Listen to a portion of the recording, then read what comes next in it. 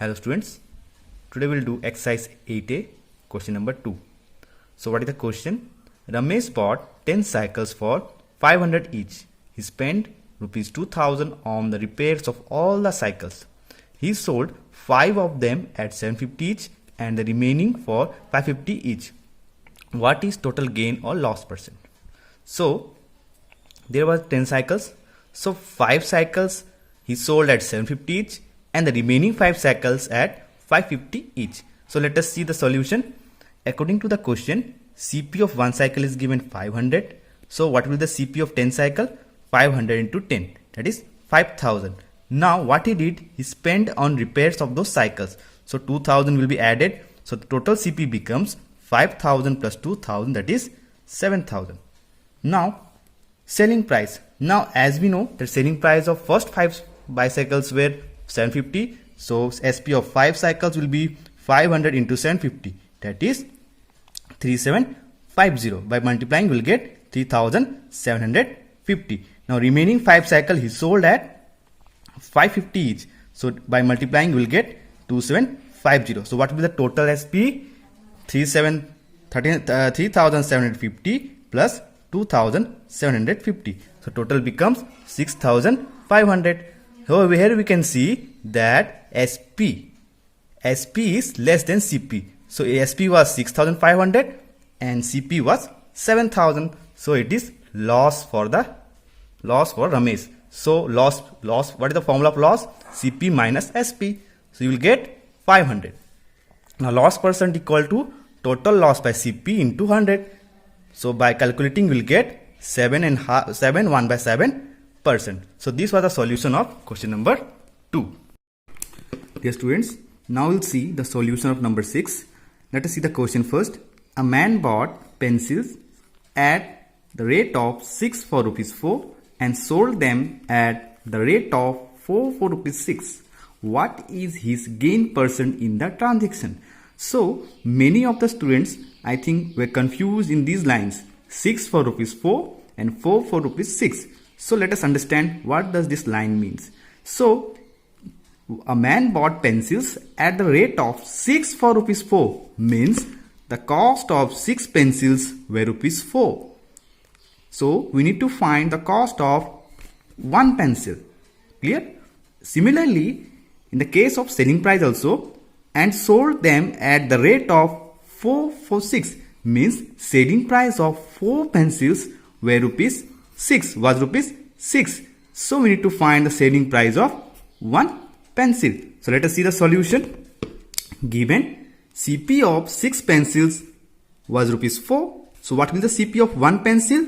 4 divided by 6 as per unitary method.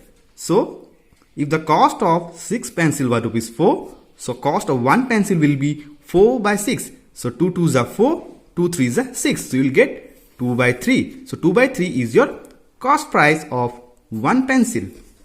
Now we'll see the selling price of pencils. So as you have seen, the pencils were sold 4 for rupees 6 means the selling price of 4 pencil was rupees 6. We need to find the selling price of 1 pencil.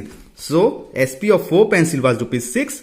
So SP of 1 pencil will be 6 divided by 4 as we have done here. So 6 divided by 4, 2 3s are 6, 2 2s are 4. So we'll get 3 by 2. The selling price of 1 pencil was 3 by 2. So as we know that in the question it was given what is his gain percent. So in this transaction there will be gain percent as it was mentioned in the question. So gain means profit. So we need to find the profit percent. So to find the profit percent, first we need to find the profit. So what is the formula of profit?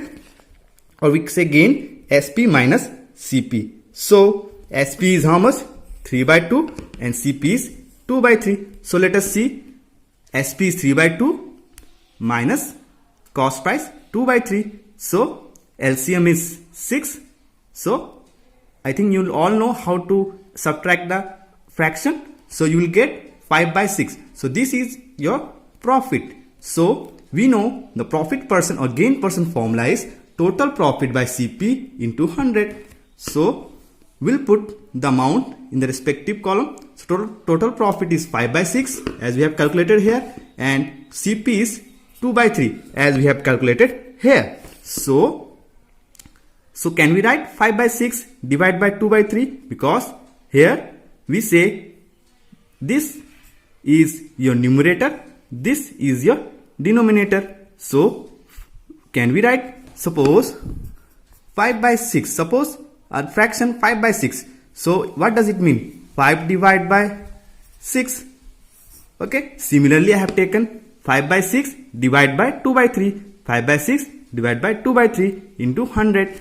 So as we know the rule of fraction, when divide is changed into multiplication, this fraction becomes the reciprocal. So denominator will become numerator and numerator will become denominator. So 5 by 6 into 3 by 2 into 100. So I'll show you the cancellation.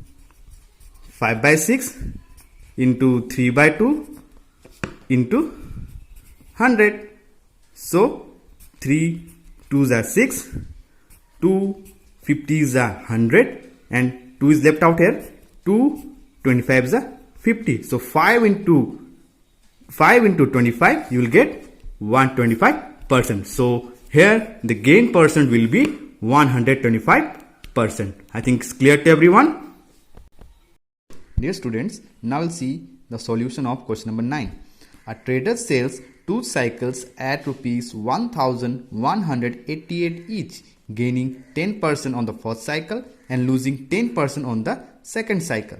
So what is the profit or loss percent in the whole transaction? So what a trader does, he sells 2 cycles, okay, and that once and he sells both cycles with the same selling price, that is 1188 each. So in one cycle he gains 10%, in another cycle he loses 10%. So in one cycle he has loss of 10% and in the first cycle he has gain of 10%. To make the question clear, let us see the solution. So SP of first cycle is 1188 and SP of second cycle is also 1188. So we'll make 2 columns of both cycles, one cycle and second cycle. So profit is given 10% of the first cycle and we need to find CP. Why? Because we need to know what is the profit. So for profit we want both CP and SP. Okay, CP and SP. So in question CP is given, profit percent is given. So with the help of these two we'll find the CP. So CP formula is 100 into SP divided by 100 plus profit percent. Okay, so 100 into SP is given 1188.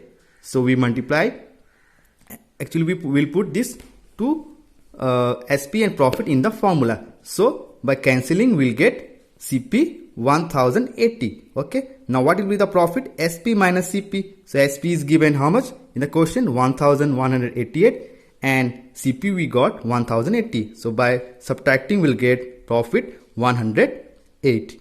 Clear? Now we'll see the case of second cycle. SP is 1188, loss percent is given 10% and CP formula is 100 into SP divided by 100 minus loss percent.